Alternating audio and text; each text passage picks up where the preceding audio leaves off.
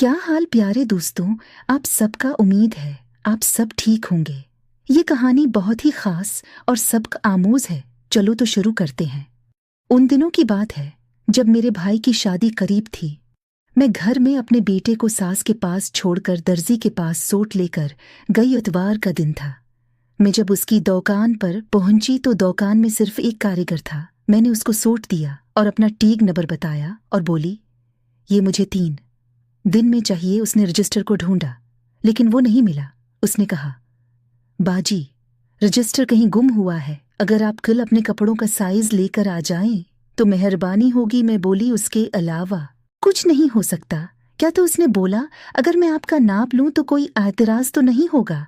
मैं बोली, कितनी देर लगेगी? तो उसने बोला, बाजी 15 मिनट में। बोली, ठीक है ले लो। उसने मुझे अंदर रूम में जाने का बोला। मैं अंदर चली गई। वो फियता लेकर आ गया। फिर उसने मेरा नाप लेने लगा। जब कमीज का नाप लिया तो मेरे को हल्के से दबाया और बोला, बाजी आपके तो बहुत खूबसूरत हैं। मैं सिर्फ हंस दी। फिर उसने बकिया नाप लिया। फिर मैं बैठ गई। उसने कुछ बातें की और बोला, आपकी शिलो प्लीज बहज देना।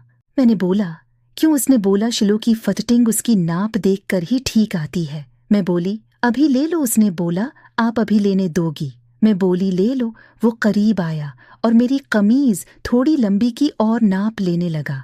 फिर उसने एकदम मेरी को टच किया। मैं बोली, क्या कर रहे हो?